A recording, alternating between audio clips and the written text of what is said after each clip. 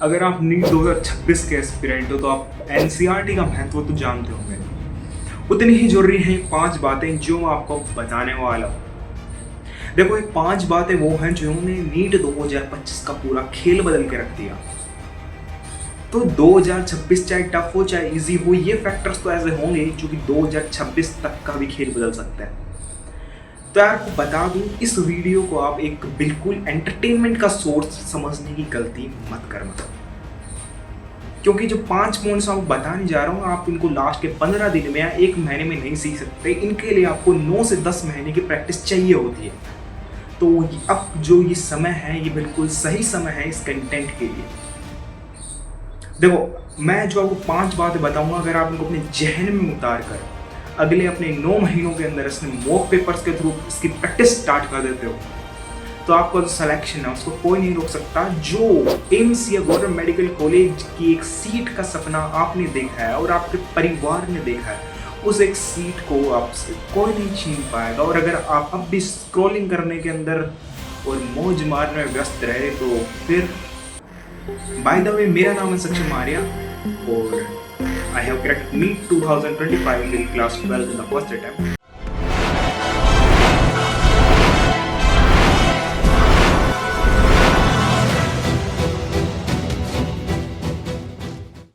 The first factor is the confidence. NEET 2025 का जो paper था, it is not a simply paper of concepts. यहाँ पे concept के साथ में आपका कॉन्फिडेंस के साथ में आपकी मेंटलिटी, इन सब चीजों को देखा गया है। इसीलिए नीट 2025 अभी तक के पेपर से डिफरेंट था। तो हो सकता है नीट 2026 भी कुछ ऐसा ही हो। और ये कॉन्फिडेंस जो होता है ना, ये आपकी मेहनत से आता है। आपने जितनी मेहनत की है, जितनी शिद्दत से काम किया है, जितनी शिद्दत से आप अपने लक्ष्य को प्राप्त करने के लिए मेहनत कर रहे हो, उससे आता है। आपने कितनी डेडिकेशन के साथ अपने लेक्चर्स अटेंड किए हैं, कितने डेडिकेशन के साथ मॉक पेपर्स दिए हैं, कितने डेडिकेशन के साथ आपने अपना होमवर्क या फिर क्वेश्चन प्रैक्टिस किया है, कितनी डेडिकेशन के साथ आपने अपनी मिस्टेक्स को एनालाइज किया है और अपनी कमजोरियों को समझा है।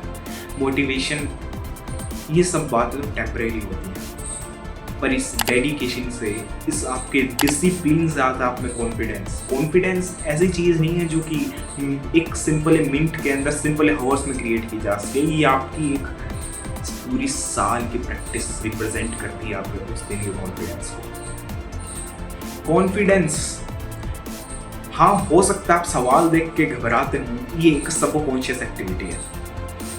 आप क्या ये छोड़ो, ऑल इंडिया रैंक 1 तक ने अपने इंटरव्यू के अंदर कहा था कि वो भी पेपर देखकर घबराया था, क्योंकि एक सबकॉन्शियस एक्टिविटी है, इससे सब घबराता है। पर उससे स्ट्रेस मैनेजमेंट की जो स्ट्रेटजी होती है वो आपको आना बहुत जरूरी है। और उसकी प्रैक्टिस अभी से स्टार्ट कर दो, मेहनत करना शुरू कर दो, ताकि अंत तक आप में कॉन्फिडेंस आ सके। वरना फिर 2026 भी शायद 2025 जैसा हो सकता है। इसके बाद में दूसरी जो बात आती है वो आती है टाइम मैनेजमेंट। इस बार पेपर में एक मेजर दिक्कत आई थी, वो थी टाइम शॉर्टेज। वो दिक्कत आती है टाइम मैनेजमेंट के साथ। मैं इतने दावे के साथ कह सकता हूँ लगभग 70 से 80% बच्चों का, इससे ज़्यादा भी हो सकता है, बच्चों का पेपर छूटा था। बाय द वे, यहाँ तक कि मेरा पेपर खुद का भी छूटा था।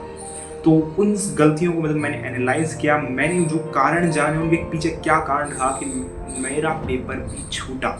वो सब गलतियाँ मैं बता रहा हूँ ताकि आप ये गलतियाँ ना दोहराएं और आपके साथ कहीं वो ना हो जो कि 2025 के स्टूडेंट के साथ इस साल हो। टाइम मैनेज करने का तरीका क्या होता है? देखो, टाइम मैनेजमेंट के अंदर आपको एक बात बता दूँ, अपने घर के अंदर एग्ज़ाम जैसा स्ट्रेस क्रिएट करो। रूम पे जब भी प्रैक्टिस करते हो, जब भी क्वेश्चन सोल्व करते हो, हमेशा स्ट्रेस क्रिएट करो। उसके लिए हो सकता है आपको रिक्वायरमेंट पड़ेगी एक टाइमर की, जिसके थ्रू आप टाइम बाउंडेड प्रैक्टिस कर सकें। देखो, नीट 2025 को टफ बनाने के पीछे एक हाथ सेक्शन बी का भी था, क्योंकि अब नीट 2025 से वो हट चुका है और नीट 2026 में भी नहीं होगा, जिस कारण आपकी 20 मिनट्स रिड्यूस हो चुकी हैं, जो कि आपको एक्स्ट्रा मिला करती है। पहले तो आपका एक वहम दूर करना चाहूँगा मैं। आप सोचते हो कि एक सवाल की मुझे 1 मिनट मिलती है नीट में, तो ये आपका वहम है। आपको एक सवाल की सिर्फ 50 सेकंड मिलती है। बताता हूँ कैसे। आपको अगर आपके 180 ओमार सी बबल फिलअप करना है तो आपको लगभग 15 से 20 मिनट लगते हैं अगर आपको सही से करना है। आपको 5 से 7 मिनट लगती हैं आपकी ओमार की इंफॉर्मेशन फिलअप करने के ऊपर, जो आप स्टार्टिंग में फिलअप करते हो। बहुत से सेंटर्स के ऊपर आपका इन्विजिलेटर भी आपका 4 से 5 मिनट खराब कर सकता है आपका सिग्नेचर के थ्रू। इसके कारण आपका टाइम हो जाता है लगभग 150 मिनट। 150 मिनट को अगर आप 180 सवाल से डिवाइड करोगे तो आपको 50 सेकंड्स आएंगे। तो जब भी आप घर पे क्वेश्चन प्रैक्टिस करोगे तो हमेशा टाइमर लगा के एग्जाम स्ट्रेस जैसे कंडीशंस क्रिएट करके ही करोगे, जिसके कारण आपका जो फोबिया एग्जाम को लेकर वो रिड्यूस हो जाए। ये स्ट्रेस मैनेजमेंट के जो कंसेप्ट्स होते हैं, छोटी छोटी जो बातें होती हैं वो सीख सको। स्ट्रेस मैनेजमेंट ऐसी चीज़ है जो कि आपको कोई वीडियो नहीं सिखा सकती, वो सिर्फ आप सीख सकते हो, और वो सीख सकते हो अपनी सिर्फ मेहनत के थ्रू, प्रैक्टिस के थ्रू। अब इसके बाद जो बात करूंगा वो होगा point number 3, that is the speed and accuracy. एक आपको सिंपल सा फॉर्म बताता हूँ। Speed is directly proportional to silly mistakes, inversely proportional to accuracy. आपने बहुत बार पेपर में महसूस किया होगा कि जब भी आपने स्पीड बढ़ाई है तब आपने सिली मिस्टेक्स बहुत ज़्यादा किया, और जब भी पेपर टफ आता है, टाइम शॉर्टेज होता है, तब आप सिली मिस्टेक्स करते हैं। चाहे पेपर इजी हो चाहे हार्ड हो, ये फैक्टर हमेशा आपको समझना और जानना जरूरी होगा कि स्पीड को कैसे बढ़ाया जाए, एक्यूरेसी कैसे मेंटेन की जाए। तो इसके पीछे एक रीजन होता है, एक तरीका होता है इसका, वो है बार बार प्रैक्टिस, सेम क्वेश्चंस की बार बार प्रैक्टिस। कोचिंग आपको मॉड्यूल अलॉट करती है, वो सिर्फ एक बार सोल्व करने के लिए नहीं होता, वो आपको बार बार 3 से 4 बार सोल्व करने के लिए होता है। लेकिन कंडीशन एक ही होती है, टाइम बाउंडेड हो और टाइम हमेशा रिड्यूस होना चाहिए। कंडीशन ऐसी आ जानी चाहिए प्रैक्टिस करते करते कि आपको आंसर्स तक याद होने लगे, पेपर्स गल जाने चाहिए। समझ रहे हैं आप? अगर आप सेम क्वेश्चन की बार बार प्रैक्टिस करते हैं तो आपको उस क्वेश्चन को समझने में बहुत ज़्यादा टाइम नहीं लगता, जिस कारण आपकी स्पीड फास्ट हो पाती है, एक्यूरेसी बन पाती है। देखो, जेई का पेपर और नीट के पेपर में अंतर यही आ जाता है। जेई के अंदर आपको कंसेप्ट्स की रिक्वायरमेंट होती है, टाइम का कोई बहुत ज़्यादा शॉर्टेज नहीं होता जेई एडवांस के अंदर। लेकिन नीट के अंदर आपको स्पीड के साथ एक्यूरेसी भी चाहिए, एक्यूरेसी के साथ टाइम शॉर्टेज भी है। ये सारे फैक्टर्स होते हैं नीट को एक टफर साइड ले जाने के लिए। तो आपको समझा दिया है मैंने स्पीड बढ़ानी कैसे है। वो तरीका है कि आप बार बार प्रैक्टिस करो सेम टाइप के क्वेश्चंस की। इसके बाद में एक फैक्टर आता है जो कि हमेशा आपका पेपर खराब कराएगा, वो होता है आपका इमोशनल बैलेंस। अधिकतर बच्चों की, अधिकतर ये मैंने देखा है कि लड़कियों में ज़्यादा दिक्कत होती है। लड़कियां इमोशनल बैलेंस नहीं कर पाती, वो स्ट्रेस मैनेज नहीं कर पाती। इस बार नीट 2025 का जब हम पेपर दिया था, उन्होंने महसूस किया होगा कि जब उनको पेपर टफ लगने लगा तो उनके अंदर हार्मोन्स का सिक्रेशन बढ़ने लगा, जैसे एड्रेनलिन कहता है, स्ट्रेस हार्मोन। उसके बाद में हमने ऐसी ऐसी गलतियां की हैं जिन्हें पेपर के बाद घर आकर देखने पर महसूस हो रहा है ये किया कैसे मैंने। इसे सिली मिस्टेक का नाम दिया जा रहा है। उस स्ट्रेस मैनेजमेंट की जो ये इमोशनल इम्बैलेंसमेंट है, ये सिर्फ हार्ड पेपर में नहीं होता। नीट 2024 के अंदर पेपर इजी आया था तो वहाँ पे इजी पेपर ने ये इमोशनल इम्बैलेंस किया था। ये हमें ओवर एक्साइटमेंट नाम से कहलाता है उस समय।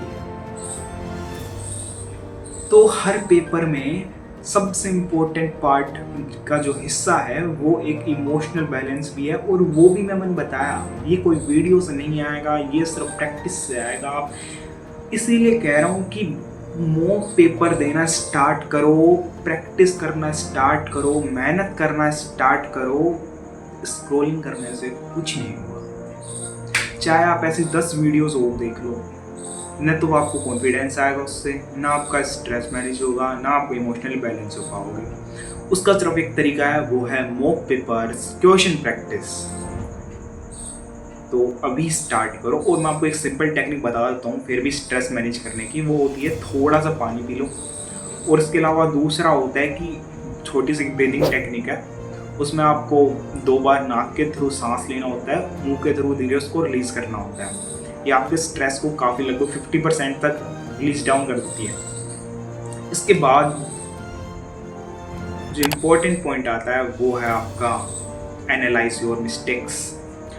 आप अभी भी बहुत से मिस्टेक्स कर रहे होंगे, चाहे वो लेक्चर नहीं ले रहे होंगे, चाहे आप सोशल मीडिया पर अपना बहुत टाइम खराब कर रहे होंगे। ये डिफरेंट टाइप के मिस्टेक्स हैं। इसके अलावा आती है एक पेपर के दौरान होने वाली मिस्टेक्स, चाहे क्वेश्चन गलत पढ़ना हो, चाहे वो मार्क गलत फिलअप करना हो, चाहे कॉन्फिडेंस या फिर इमोशनल इशू आए हो, चाहे तुम्हारे पास में अगर आपको क्वेश्चन ही ना आया हो, क्वेश्चन समझ ना आया हो, कंसेप्ट ना आता हो, कंसेप्ट भूल गए हो, इन सब बातों को समझना और एक जगह नोट करके पेपर एनालाइज करना मोस्ट इम्पोर्टेंट स्टेप है। इसके अलावा एक बोनस जो टिप है वो है पेपर अटेम्प्टिंग स्ट्रेटजी। हर एक पेपर की एक अटेम्प्ट करने का तरीका होता है, हमेशा एक तरीका काम नहीं करता है। हमें उस सिचुएशन के अकॉर्डिंग अपनी स्ट्रेटजी को चेंज करना होता है। कोई अगर बच्चा एग्ज़ाम से पहले प्रैक्टिस करता रहा होगा, सबसे पहले फिजिक्स करता हो, फिर बायोलॉजी करता हो, फिर केमिस्ट्री करता हो, नीट 2025 के अंदर ये स्ट्रेटजी उसकी बहुत ज़्यादा वैलिड होने वाली नहीं थी। इस स्किल को जो पेपर अटेम्प्टिंग स्ट्रेटजी है इसको भी समय के साथ डेवलप करना पड़ता है। वो होती है बार बार मॉक पेपर देने से, बार मेहनत करने से। तो अपनी एक पेपर अटेम्प्टिंग स्ट्रेटजी क्रिएट करो और अलग अलग पेपर्स के अंदर ट्राई करके, आपके पास अभी टाइम है ट्राई करने का कुछ। जब आपके पास 2 महीने बचेंगे, 3 महीने बचेंगे, तो आपके पास इतना टाइम नहीं होगा कि आप अलग अलग तरीके ट्राई कर सकें। तो मेरी बात मानो, मेहनत करो, शिद्दत से लेक्चर्स लो, डाउट पूछो, मॉड्यूल सोल्व करो। तो यार इतना ही बताना था। और इनमें किसी भी पॉइंट को डिटेल में समझना हो तो comment low. By the way, thank you. पढ़ते रहो, मचाते रहो।